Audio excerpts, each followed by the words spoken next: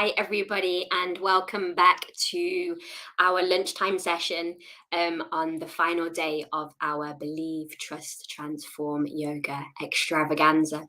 We really hope that you're having a useful time with us over these days. And today's session is a really, really welcome session, especially in line with the theme today, which is the transformation of the mind. And how do we begin to put some of the things that we're learning into practice? And how do we build habit, sustainable habit for sustainable change? If we want to make changes, we can use some of the tools that yoga and yoga philosophy has to help us make these shifts. So in a second, I'll be introducing you back to Liesl, who will be guiding us through our mini workshop this lunchtime. Of course, if you are catching up on the replay, then welcome. And if you happen to be on Facebook or YouTube, then please feel most welcome to share this video if anything is coming across as helpful and maybe is helpful to a friend of yours as well. So I would love to welcome Liesl to the stage. Good afternoon, Liesl. Nice to see you. Hiya, nice to see you as well. All right, so I'm going to hand over to Liesl now, and I shall see you at the end of this session. Have a great one. Right, so hi everyone, welcome to today's little mini workshop. I'm really excited to be sharing this with you. It's also one of those topics that brings me great joy because it's where yoga philosophy as well as human physiology almost intersect. And that's always an interesting place for me to be, is to see how the things that were so well known thousands of years ago, before we were able to look into bodies the way that we do today, how they were able to know things that we can conclusively prove today through science.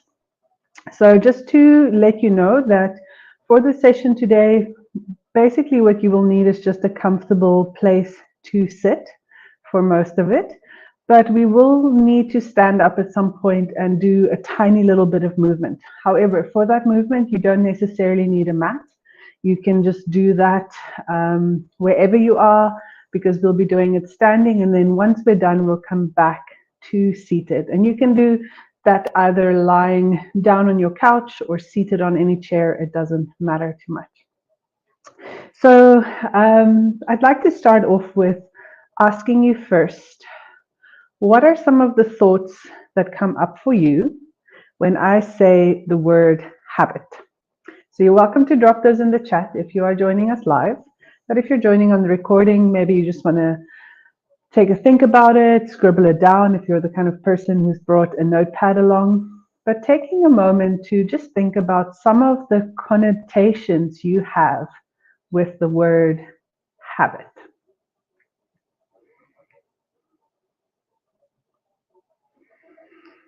So I'm going to give you a few more moments. Just let that word kind of ring through your mind and allow yourself to see what comes up. Sometimes it's not just in the head, sometimes it's also here. So I see some of the words are boring discipline. Don't worry, I have that one too. And I'm pretty sure you would not be the only one. Joe is sharing that habits are hard, which is also true. A lot of people have that experience. Kate is saying it's something you do regularly. Indeed, that is very important with the habit. And that's sometimes why they're hard or why they are boring. So somebody is sharing that it is perhaps biting her nails. And that somehow comes back to the idea that there can be healthy habits and there can be unhealthy habits, right? Christine is saying to do something without thinking, and it can be not so good or good for you. And those are all very accurate things. And in fact, they're all things that I have on my list to share. So let's take a moment to just unpack that, because as you can see, habits in themselves, we can define it as something that is done regularly, yes. But around that, things get a little bit mixed up. It's not a clear cut, all good or bad. It very often depends on our own experience with habits, essentially, that makes us more likely to want to engage and create habits, or maybe go, I might not do that, because very often we fail at building new habits. If you think about this typical New Year's resolution thing, often it's just a list of habits we want to do, and within the first few weeks, we're not doing them. And then that has an impact on our sense of self. So, as much as everybody prescribes habits as really good behaviors to engage with, there is this strange dichotomy that's also just like, it's not always pleasant. It's not something we instinctively get excited about. So let's unpack why that is, maybe from a bit of a more physiological perspective, right? So we say a habit is a usual way of doing something, which means that we do it often, we do it regularly, and we very much do it in the same way. That is the textbook definition of a habit. And all habits essentially have a physiological basis in our brain. So our brain is all these millions of neural connections, but the brain is a very particular organ as well. The brain is not necessarily lazy, but the brain does optimize to save energy, which means the brain really likes using pathways that already exist. So this is why we all have habits, whether we've cultivated them consciously or not, simply for the fact that the brain likes repeating things in the same way, because then it uses less energy, which means we have more energy available for other things. And this was really important a couple of thousands of years ago, when our survival depended on energy maintenance, when we didn't have an abundance of food for most of us as we do today. So the brain will find the pathways that make things the easiest and just use the same ones, which means doing them in the same time. But it doesn't mean that we don't have the capacity to change, right? The brain has a preference, but we also have a capacity to change and do things different, and this is called neuroplasticity. And we all have this capacity. We have access to it till the day that we breathe our last breath, because it's also an essential part of being alive, being able to adapt, right? If we can't adapt to things, there's no way we would make it to 80 years old or even longer, because we have to be able to adapt to change. So the brain has these two things that it's constantly balancing in order to help keep us alive. So something to consider, though, as we go forward, is that neuroplasticity, this capacity to build new pathways in the brain, comes at a bit of a price, which is why the brain is a little bit reluctant to use it some days. And this is because to build a new pathway, the brain physically has to myelate what is called like the sheath around the neurons in your brain. So it actually has to put down lipids or fats and actively build cells that allow for the transformation or the transfer of information, which leads to transformation. So as you can imagine, this is something that does take a bit of time. The body doesn't do it in one day. And more particularly, the brain doesn't think that it's very important to do something like this unless you've done something a certain amount of times, which means that that idea of 28 days to build a habit has a physiological foundation, because you have to repeat something enough times for the brain to go, okay, no, wait, this is maybe important. This is adapting. I should pay attention to that, because it's not going to do it on the first day. So this is why it can feel so challenging for us to do things new or to do things different, is because the brain essentially arrives to a place where the road splits and we get to choose the road more traveled or the road less traveled. And the brain, by its very nature, says, well, let's do this. Let's save the energy for other things. So building new habits actually require us to build new pathways in our brain. And in order to do that, there are a few things that really support how can you say, almost like the practical neurological inputs needed. So considering that's an energy intensive process, the brain appreciates when we can add some movement, some rest, some mindful and consistency to building new habits, right? And these are all things that we know. We know that in building new habits, we can't just do 20 new habits in a day. We get to the end of the day and we're exhausted. So we need time to rest, because the brain actually only does all of this building work to solidify it while we sleep. So when we're in a process of habit change, we often notice that we need a lot more rest than we usually do. That being said, with building habits, there's also this conscious choice that needs to be made. So mindfulness is a very important part of habit change, as well as movement, because we think of our brain as just in our heads.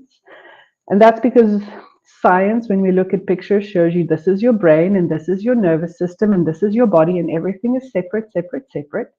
But in reality, our brain and our nervous system are one.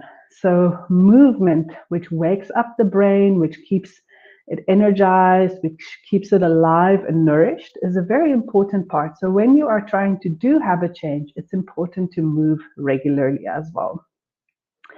And then something that can entice the brain into habit change is challenge or novelty. So it can't be challenged to the point where it's almost too hard, but anything that tickles you to be like, how can this be a little bit different? How can I approach this in another way? Often has the capacity to draw us in and help with that subtle kind of like rebranching that the brain has to do in order to build new pathways. So these are very important things to keep in mind. And then lastly, the other thing that the brain really appreciates is stacking. So if we already have a habit, we just add another habit on top, which could be as simple as, while I wait for the kettle to boil in the morning to make my tea, I take 1 minute to close my eyes and stand and do deep breathing. So we're just stacking a new habit on top of an old habit, which also helps to make it easier. But I also feel like these are all the things that you can read in a lot of books about habits. And there's amazing ones, Atomic Habits, can't remember the other one by James Clear or Charles Duhigg right now. But there's one thing that all of these habit books have in common that feels a little bit almost not aligned with yoga for me, and something that I've been really looking at lately and that I would like for us to talk about today. So if you imagine that you had all the healthy, good habits in the world that you could potentially cultivate, I have a question for you. Do you think you would be happy? Do you think you would be completely at peace and completely happy if you had all the healthy, good, productive habits that you think that you need? So if you are live, you're welcome to drop it in the chat for us. If you're not live, you can just have a think about that for yourself.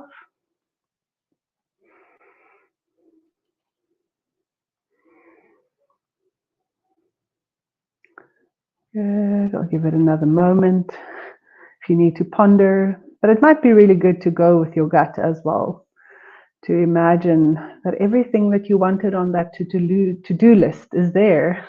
It's happening. Do you think you would be deeply satisfied and content with your life as it is?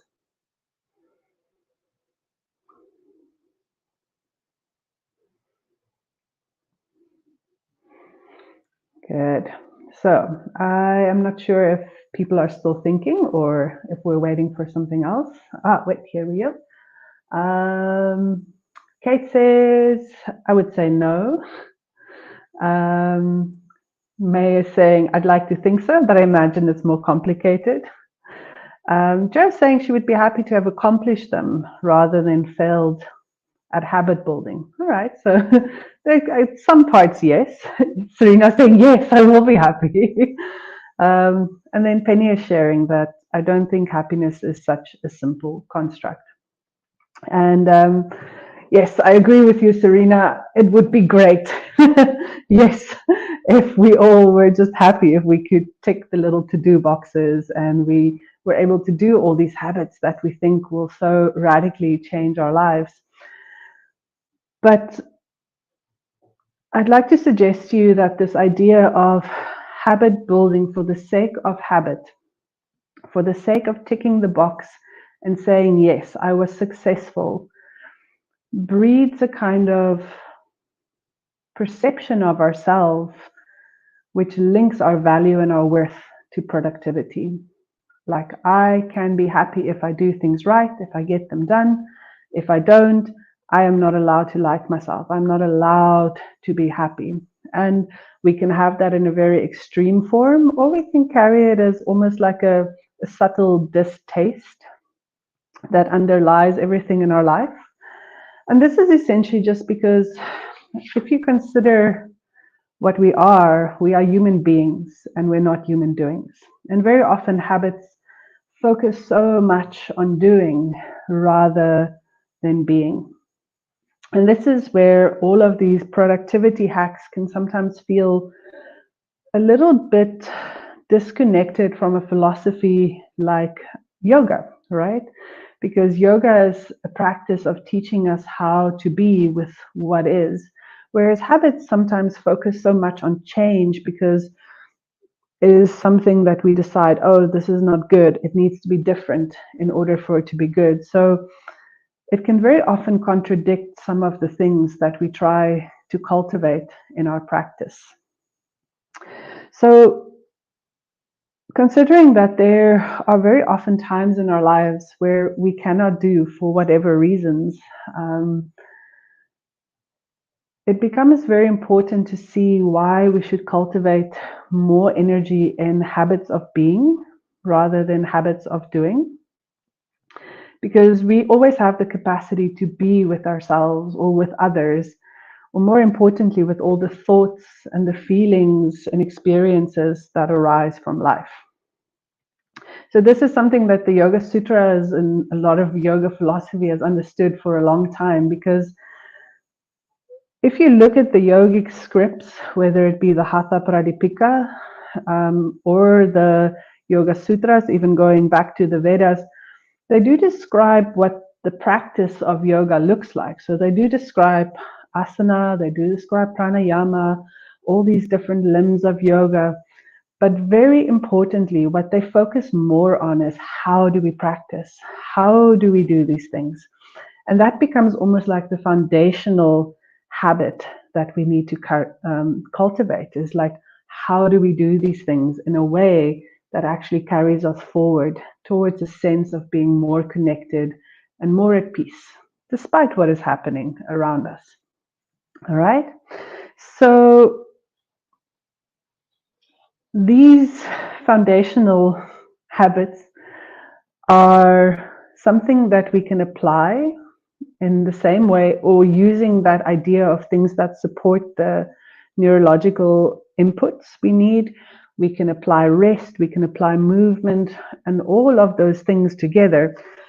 But essentially, it comes down to 5 qualities that the Yoga Sutras in particular invites us to practice, and say that if you practice with these 5 qualities, any habit that you do, it will help you be more present and able to be more connected in terms of being. And that will essentially move you forward to that space, which is yoga, which is that place of connection. So these foundational habits are actually quite simple. They're quite intuitive, but I think it's always nice to review them and have them maybe up somewhere. We'll post them after the show. So the first quality or that we need, this foundational habit that we need to cultivate internally, is that of faith. So faith helps us to believe that even if today maybe doesn't feel so great, even if your class didn't work out the way you wanted or anything like this, it is faith that in the long run, consistently showing up will have an effect. Things will eventually evolve and become easier the more that we show up. So you can also think of faith as trust, conviction, confidence, or a sense of inner trust in yourself. So that's the first one. The second one is the quality of wisdom. The Yoga Sutras invites us to cultivate this quality of wisdom in all that we do, which can also be seen as discernment, compassion, patience, or understanding, and particularly towards ourselves, because we're not going to get it right the first time, and we're not going to be consistent in the first month, second month, third month. At some point, we are going to be challenged, and things are not going to be the way that we want it. So when we can look at that through the eyes of wisdom or discernment, it makes it easier for us to stay motivated and also keep moving forward with what we're doing. Now, the third quality that we need to bring to all that we do is that of energy. So, this one you can think of applying yourself, not like kind of like, oh, yes, I'll do it, but like, yes, I'll do it. But more than that, it's also perhaps a sense of playfulness or a sense of enjoyment or vitality or liveliness that you bring to this process of changing habits. So whether you bring it to, like, I'm going to do 2 yoga classes a week, and you show up to those 2 classes with energy, that is an important thing to do. So not begrudgingly or dragging yourself through things just to tick a box, but to show up with authentic energy. And then the second last one that the Yoga Sutras calls for is focus. So to have clarity or awareness or consideration around what you're doing. You can also link this back to intention that we spoke about on Tuesday. A very important concept is to be able to know exactly why you're doing this. What am I doing? And to not just be like, okay, I'm here and I guess it just is what it is. It's to know that being here is part of a bigger process that you're involved with. And then the last one is that of mindfulness. So this one you can also see as curiosity or awareness or being interested in what you're doing. And it comes back to that quality of novelty, even perhaps. And as you can see, these qualities, if we take them as foundational habits, we can really apply them to anything. It doesn't have to be showing up to yoga at 8 o'clock 3 times a week. It can be making tea. It can be driving your kids to school. So we're able to take yoga off the mat and bring it into spaces where we're all constantly practicing these inner qualities so that it begins to shape the way we see our lives and everything that we do. So this is where we'll get up and we'll take a moment to quickly explore something we know as yoga and asana, and see if we can explore it for a moment through those 5 qualities. So I invite you to get up on your mat. All right, and we'll just do one asana, and we'll do it maybe 2-3 times just to be sure that we can have a moment to reflect on all of it. So the asana is very simple today. It's a warrior 3 pose, and we'll start with our right leg at the front, taking a nice generous bend in the front knee so that we have some stability. The hands will go in front of the heart, pointing through the back leg. And this is a nice easy version of warrior 3 where the back foot just floats gently off the mat. But of course, you're welcome to keep playing with that and extend it as far as you feel comfortable. So now you know the pose. So let's see how we can apply those different qualities to this. First one, focus. Let's play with the idea of focus. So take a moment to focus not on doing the perfect pose, but focus on why we are doing this pose, because we are here to explore our habits and see if we can cultivate these new qualities. So let your breath steady. Let the steadiness of your breath connect your body and your mind, and focus on your purpose for being here in this moment. And then perhaps allowing yourself to go a little bit deeper. It's okay if you find challenge. Take a nice deep breath.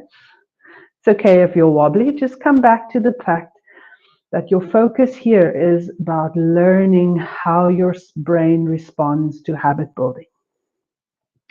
Good. Take a nice deep breath and release. Good. Shake your leg out. Let's switch sides just for a moment.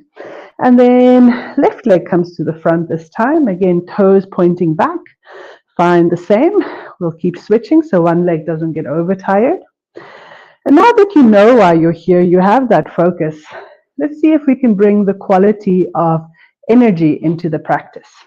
So that for you might mean doing nice strong warrior, having an idea of what a warrior looks like. It might feel like playfulness, so doing your warrior different than you've done it before because you're exploring, trying to see or feel. Not worry so much about whether it's right or wrong. And if you fall out, you can also have a little bit of a laugh at yourself because it is good to be lighthearted. Good. And then from here, bring your back leg forward. Exhale, step it down. Let's switch it around. Now stepping on your right foot. Again, finding yourself getting ready for warrior 3. And this time exploring mindfulness. Bringing yourself to the edge of challenge. So really feeling into the body, going, this is okay, this is okay. Here it feels really hard. I lean in, I find focus. I bring energy to the situation. One more deep, full breath. And then inhale, bring it back. Switching the legs. One last time, just to even out. So left foot towards the front, hands towards the back. Finding that focus, mindfulness and energy that you've brought before. And now leaning in to warrior 3 and knowing that you've done it many, many times and you will do it many, many times more in your life. But bringing faith and wisdom to it. Knowing that this time is different because of the qualities that you have brought to the practice. So one more breath, seeing if you can embody all 5 of those qualities in your energy, in your heart, in your mind. And then slowly bringing yourself back up to top, rolling out through the legs. And then from here, you can bring yourself back to a comfortable seat. We'll wrap up. You're welcome to lie down as you wish. And I invite you to take a moment to sit and close your eyes. So take a moment to feel into your body with eyes closed. Take a few deep breaths in and out. Notice if your heart is beating a little faster. Notice if your breath is perhaps racing. Mine is, but it's okay. And just notice how your body feels. Notice how your brain feels. Was that different from how you do asana normally? And then as your breathing begins to get steady, as you feel your sitting bones grounding down, take a moment to reflect that on some days we might have access to all 5 of those qualities when we practice. And some days we might only have access to 1. And knowing that there's a reason why there's 5 of them, so that we always have something we can lean on when others don't feel so accessible or present on any given day.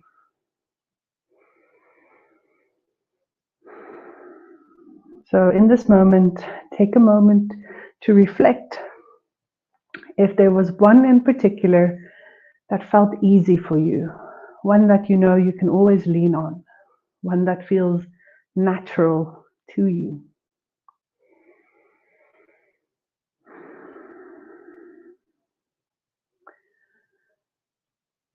And then the next question, is there perhaps one, maybe 2, that feels a little bit less accessible?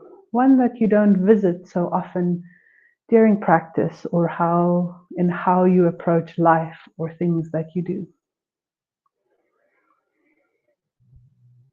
And then consider which one of these 5 qualities, focus, energy, mindfulness, faith, and wisdom, could you practice more of purposefully in your life?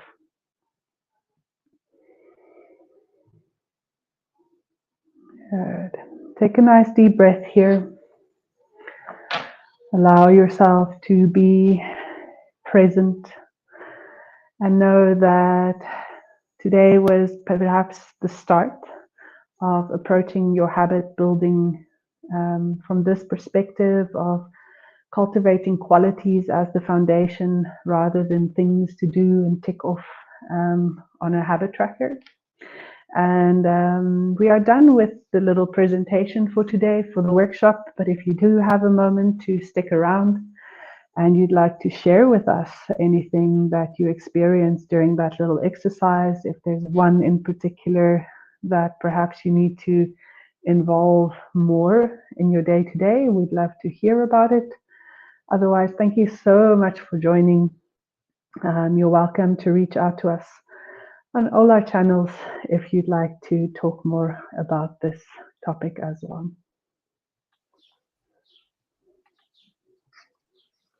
Thank you so much, Liesl. That was so inspiring and just so nice to hear.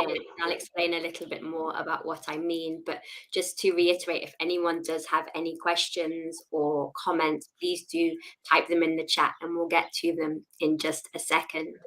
For me, turning the doing to being was just the most wonderful reminder, and breaking down into those 5 different areas. Particularly for me was wisdom, the hardest one, the compassion, the discernment, the patience. And I guess when you're getting mixed up with doing and being and doing, that compassion and that patience for oneself, for me can be the first one that drops off. And I wonder if you have any tips, Liesl, for when you're kind of in the moment of working through something that's difficult or working through something that's challenging, and you're trying to reach out just to one of these things. Like, what would be your piece of advice for being able to tap back into this wisdom and apply something in a moment where you feel particularly stressed, maybe? I think, and maybe I'm biased because I am very much a yin yoga teacher in my heart. I think that for all habit change, the most important advice is always lean into the discomfort, right? It's also, I think the concept comes from the Buddhist nun Pema Chodron, who has written books like The Wisdom of No Escape, or I can't remember exactly the title. My memory is very foggy. But essentially, like, there is no getting out. And when things are uncomfortable, we don't need to necessarily embrace them fully and carry them heavy. It's not useful running away. So all we can do is lean in and listen. And with that, we are more able to practice discernment. We're more able to practice energy, because these 5 qualities are also not always full power, everything all the time. It can be a little bit, it can be a grain of, or a slight scent of each of those qualities, and that will be enough. So that leaning in and taking it gently and taking it easy is never to be underestimated. Yeah, that's beautiful. What a lovely reminder. I could use some more of this. Bringing it to yin yoga also is very interesting to me. We have a few comments here. I'm going to share them up. People are suggesting, yes, Penny, patience is something that she needs to practice more of. Yeah, and also saying this, the road less traveled is difficult to follow. Yeah, and I think this is where that focus can serve us so well. If we're clear that we're not here to be a final shape or some kind of human perfection, we're here to discover, we're here to be curious, we're here to learn. It takes a lot of weight of expectation off us. And then if we can keep our focus there together with the wisdom and the energy, I always feel like they're just like, it doesn't make sense because a wagon has more than 4 wheels. And there are 5, or a wagon doesn't have more than 4 wheels, it only has, and there's 5 of them, but it always feels like something so perfectly balanced that just if one drops off, like there's a spare wheel, you can put something else in place and lean on something else to help you What a move lovely forward. metaphor. Yeah, the wagon with the spare wheel, that's what it is. Always in the spare wheel. Yeah, and Yes. Ruth saying how she loves the idea of using the 5 qualities to take yoga into everyday life. And I guess that's really why we're here, right? We want to practice these asana, but we want to also apply it to everyday life and find things in an easier and lighter way. Yeah, and the asana is a good place to start, but because you're stacking on other things, but then eventually you just take it everywhere. So yeah, that's the idea. Fantastic. Thank you so much, Liesl, for your time and your energy this You're lunchtime. And for everybody else that joined us today, thank you very much, whether you're here live or whether you're here on the recording. So I will just let you know that we have one more session on this journey together this week. And the session this evening will be a guided meditation. And it kind of is the culmination of everything that we've been doing, where we will practice together a metta meditation promoting loving kindness, which is a very special practice to my heart, and I know many other people. And if you haven't experienced it before, then I really do encourage you to give it a shot. It's all about the practice and seeing what happens after that. So, a lovely comment here. I'm going to share it. Penny saying that it's the first time we've seen Liesl's bump, and it's very exciting. We're wishing Liesl the best as she moves into this next phase of her life to practice yoga some more, I'm sure. So there, she has a lovely smile. Beautiful. Thank you so much. So we'll see you all later, and thank you for being here. Goodbye.